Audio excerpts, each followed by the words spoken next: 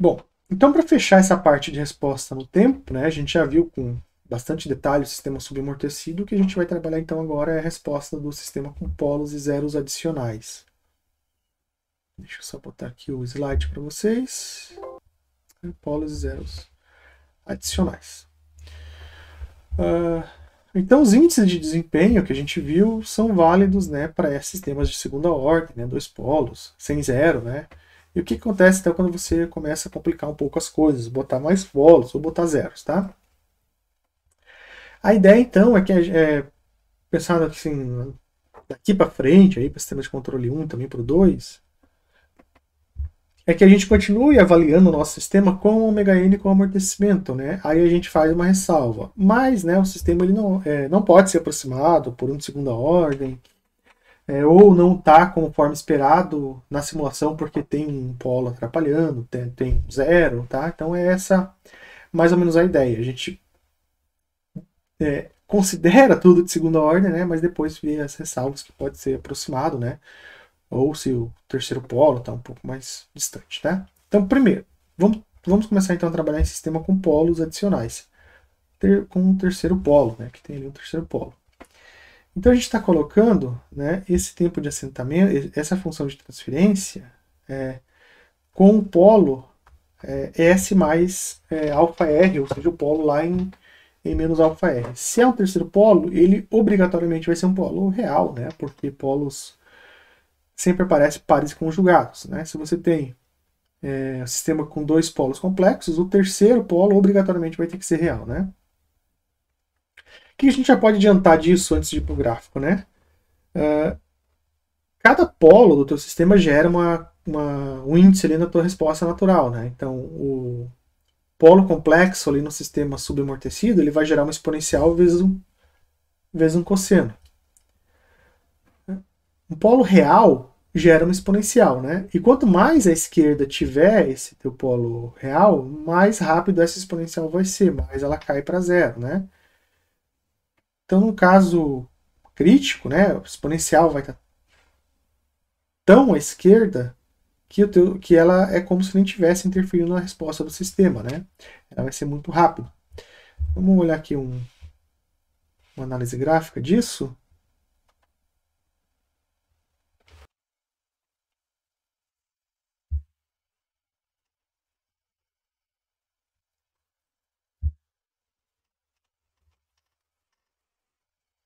Então aqui está a posição dos teus polos no plano complexo. A gente vai avaliar as seguintes situações, né? Quando esse teu terceiro polo está próximo, né, da parcela dos teus polos complexos, né, do sistema de segunda ordem, quando ele se afasta um pouco, né, quando ele está maior, né, e a terceira situação, ele sem esse terceiro polo, né, ou a gente pode considerar que ele se afastou tanto, né, que ele pode até ser desconsiderado, né, quando ele está tendendo a infinito. Deixa eu só considerar. Então, cada uma dessas respostas, né, desse terceiro polo, ele vai gerar uma exponencial menos alfa RT quando você fizer a tua expansão em frações parciais e a tua transformada inversa, né? Só que acontece, né? Você vai deslocando para a esquerda, para a esquerda, para a esquerda, para a esquerda, cada vez mais para a esquerda, e ela vai ficando cada vez mais rápida. Então, quer dizer, comparado com essas outras parcelas que você já tem dos teus polos dominantes. Então, você aplica o degrau num espaço de tempo muito curto, essa resposta natural dessa exponencial já caiu para zero, e aí você só tem as outras exponenciais dos outros dois polos. Tá? O que isso quer dizer, né? Que quanto mais afastado você tiver, esse terceiro polo tiver dos teus polos, dos teus outros dois polos, menos significativa ela é na resposta, tá? Em especial, afastado da parcela real, né? Porque a parcela real do teu polo complexo é o que dá o decaimento exponencial, né, do teu cosseno. Então, se ela quanto mais afastado, menos importância ela tem na resposta. Vai chegar uma hora que ela vai estar tão afastado que você pode simplesmente ignorar esse teu esse seu terceiro polo e aproximar o teu sistema por um de segunda ordem, né? Então, qual que é esse limite, né? Qual é esse patamar aí que a gente vai adotar como limite? Né? Tem alguns autores podem trazer ali 10 vezes, 5 vezes, né? O Nise, ele diz que ele tem que estar pelo menos 5 vezes afastado dos polos, da parcela real dos teus outros dois polos. O Dorf, por exemplo, ele já traz 10 vezes mais afastado, então é uma questão um pouco mais conservadora, né, para fechar certinho lá o TP e o TS. Então a gente vai usar o Nise, né, como referência e vai dizer o seguinte, olha, se ele tiver pelo menos 5 vezes mais afastado, você pode considerar que é um sistema de segunda ordem, né, pode aproximar, pode ignorar esse polo. Né. Obviamente que 5 seria o limite, né, ele ainda vai ter um pouco de interferência, mas não tanto, né. Por essa questão assim do polo mais perto da origem ser mais lento em comparação ao polo mais afastado da origem, é que a gente tem um conceito importante que é o dos polos dominantes do sistema, tá? Então, quando a gente estiver falando em amortecimento, ômega n, a gente está falando dos polos dominantes, tá? E o que é o polo dominante? É aquele polo que está mais próximo à origem, tá? E ele recebe esse nome de dominante justamente pelo que eu acabei de falar da questão do decaimento exponencial. Ele vai ter um decaimento exponencial mais lento, né? Então você vai traçar lá, imaginando traçando separadamente cada uma das respostas naturais, a resposta natural dele demora muito para cair a zero frente aos polos que estão mais afastados da origem, né? Então nesses gráficos que eu coloquei, esses dois polos são meus polos dominantes, esses dois polos são meus polos dominantes e esses dois polos são meus polos dominantes, tá? Então é o polo que está mais perto da origem. A gente vai pegar o exemplo aqui do Nise, né, e vai ver alguns casos e vai verificar o gráfico, né? No primeiro deles aqui, né, esse aqui é o primeiro caso que a gente tem, é um sistema aí sistema de segunda ordem, é S quadrado mais S mais 3, ele não tem o terceiro polo. Já nesse outro G2, ele tem o terceiro polo ali no menos 1, né? Então aqui você tem 0,5, né? E aqui você tem menos 1. Veja que ele está 2 vezes mais afastado, né? Ele, a princípio, não poderia, né, ser simplificado. E no último caso, você tem o S mais 3, né? Então você colocou o polo em menos 3. Então você tem aqui 0,5, você tem aqui outro polo em menos 3. Ele está o quê? 5 vezes ele está mais afastado. Tem que ver se fazer a continha para ver exatamente quantas vezes mais afastado ele está, né? O 9 aqui eu coloquei, né, para a questão de manter a amplitude. Tá? Então são esses casos que a gente vai avaliar. O primeiro caso está próximo, o outro caso está mais afastado, e o G1, né, o primeiro função de transferência que você tem ali, é o sistema de segunda ordem puro. Tá? Então a gente vê aqui a resposta ao degrau para esses três sistemas. Em vermelho é o sistema de segunda ordem puro. Tá? No C2, o terceiro polo, ele está próximo. Veja que a resposta em vermelho e a resposta em azul está bem diferente. Já o C3, que tem o terceiro polo mais afastado, ele ficou, né, parecido com um sistema, vamos chamar assim de sistema de segunda ordem puro, tá? Mas não está exatamente o mesmo. Porém, se você for aplicar os índices de desempenho como ultrapassagem percentual, já vai ter uma boa aproximação. Tempo de pico, ó, também. Tempo de assentamento, eles vão chegar perto aqui, né? Vão ter um tempo de assentamento por aqui, né? Então, embora ele não seja exatamente o mesmo sistema, né, ele está bem próximo, tá? Quanto mais à esquerda tiver, então ali eu coloquei menos 3, se ele estivesse lá em menos 20, menos 30, menos 100, menos 1000, mais próximo você vai ter da resposta ao degrau do teu sistema. Né? O teu sistema de segunda ordem ser com esse sistema de terceira ordem aproximado. Tá? Então, só para a gente ter uma noção do efeito desse terceiro polo. Ele vai interferir na tua resposta degrau, claro, só que o quanto ele interfere depende de onde ele está localizado. Se ele está localizado afastado ali do teu sistema original, dos teus dois polos dominantes, então a interferência dele vai ser pouca e você poderia então estar aproximando por um de segunda ordem. Tá? Sistema com zero, ele tem ali algumas situações interessantes, né? Então, primeiro a gente vai avaliar ali esse sistema GDS que tem um zero e diferentes posições do zero, né? Começar com 4, 6 e 15. Eu estou colocando aqui um ganho K, tá? Que é só para questão de amplitude, né? Então, quando ele for 4, o valor final é 1. Quando ele for 6, o valor final é 1. Então, eu só ajusto K para manter, né, o valor final igual a 1. Tá? Então, eu tenho esse meu sistema de segunda ordem com amortecimento 0,4 e frequência natural 0,4 e esses 3 zeros no meu sistema. Bom, o sistema sem zeros é o sistema aqui em vermelho. Esse primeiro sistema aqui, tá? O 0 em menos 4 é azul. Perceba que o azul jogou aquele polo em menos 4, né? Se você pegar a parcela real, né, ômega n vezes amortecimento, você vai ter ali 4,04, você vai ter 1,6. Então ele está um pouco próximo da parcela real dos teus polos dominantes, né?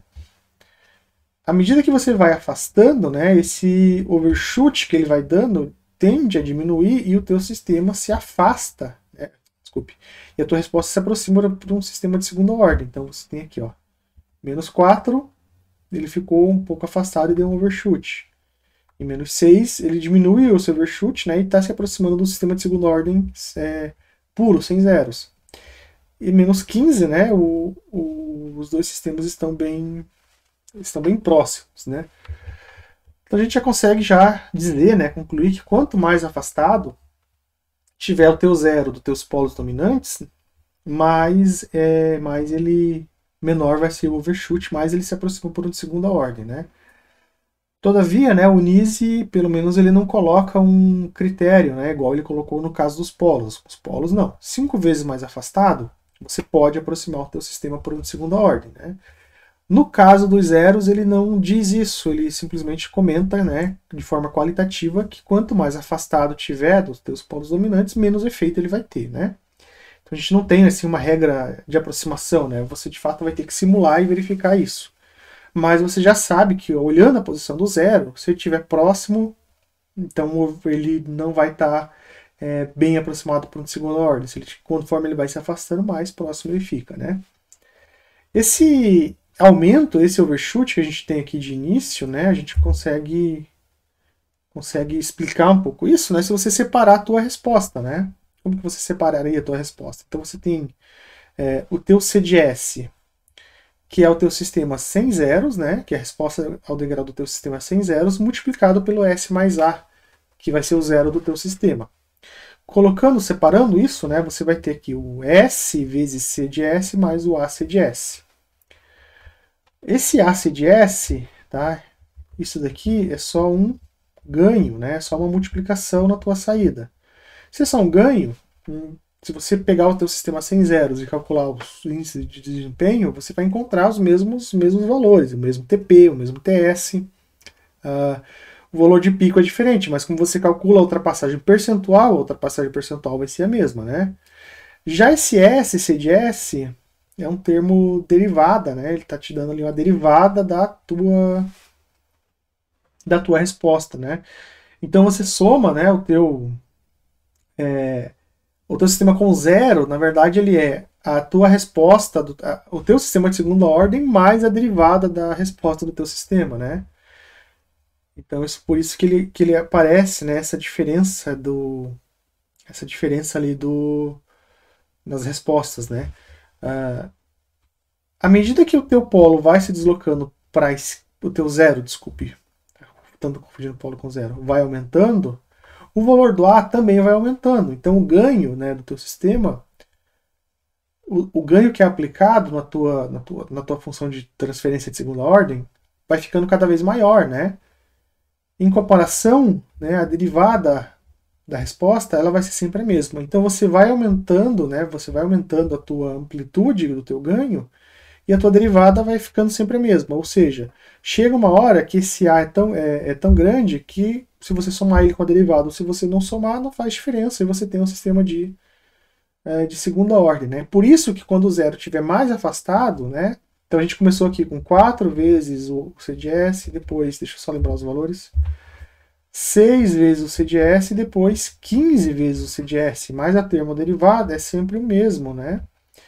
Então ele vai ficar cada vez maior a parcela do ganho em comparação com a parcela da derivada, e é como se essa parcela da derivada não tivesse quase influência, né? Por isso que aparece, né, aquela resposta ali que a gente acabou de ver, né?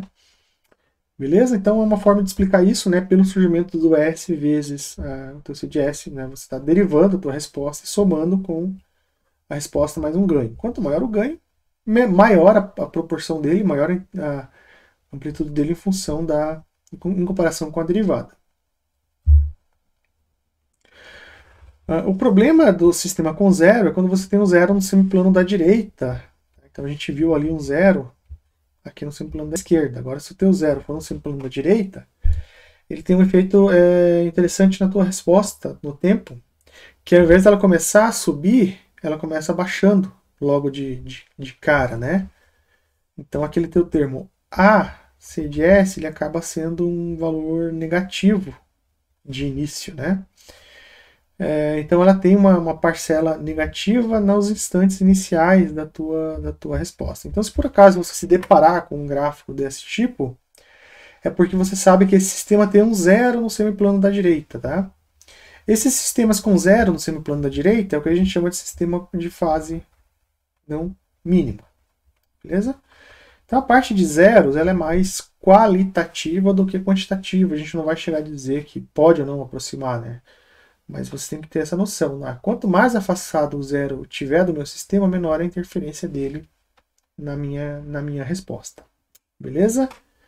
E ainda, né, se tiver um sistema como esse, né, começa negativo, né, porque você tem um zero agora no plano da direita ao invés do plano da esquerda. Uma outra coisa que pode acontecer é um cancelamento de polos com zeros. A gente já discutiu isso lá no início, né, de função de definição de polos e zeros do sistema, né? Mas se você tiver um polo muito perto do teu sistema, né, matematicamente ele se cancela. Quer dizer que matematicamente você tem ali, vamos supor aqui, ó, S mais 2,01 e aqui você tem aqui S mais 2, né? Pô, matematicamente isso aqui você pode cancelar, né? Tá, então só esse último comentário, né, que se você tem polos e zeros muito próximos, se você um polo e um zero muito próximo, você pode fazer esse cancelamento, né? E aí o teu sistema vira um sistema de segunda ordem na prática, né? Mas, de novo, o quão próximo tem que estar, né? Também a gente não tem esse parâmetro. O NISE não fala pra gente como no caso do polo, 5 vezes mais afastado, né? Ele só diz que se estiver muito perto, aí você pode fazer a simplificação, tá? Então, de novo, é mais a questão qualitativa do teu sistema. A parte, então, de resposta no tempo é basicamente essa, né? A gente tem o sistema de primeira, segunda ordem, índices de desempenho para os dois, principalmente para o sistema subamortecido de segunda ordem, né? E aí, se o teu sistema tiver polos ou zeros adicionais, aí você vai ter que ponderar, né? Esse polo está perto dos meus polos dominantes? Não, está muito afastado. Olha, então aquele sistema pode ser um sistema de segunda ordem. Ele tem zero. O zero está perto ou o zero está longe? Como que isso fica? Né? Então tem toda essa interferência que ele dá a partir do sistema de segunda ordem. Né? Então a gente faz a análise de segunda ordem, né? E depois pondera conforme você tem o sistema de ordem maior. Né? Fechado? Então as referências são aquelas, continuam aquelas, né? O Gata, NISE e esse do Clever, que é mais a parte de modelagem. E a gente fecha, então, essa parte de resposta no tempo, tá? Então, um capítulo bem extenso, um capítulo muito importante, né? Porque essas definições vocês vão utilizar daqui para frente na disciplina de sistemas de controle 1 e sistemas de controle 2, né? É isso que define o teu sistema. Quando você busca modificar a resposta do sistema, ou seja, controlar o teu sistema, você está buscando alterar amortecimento e ômega n. Beleza? Obrigado, então, e até o próximo capítulo.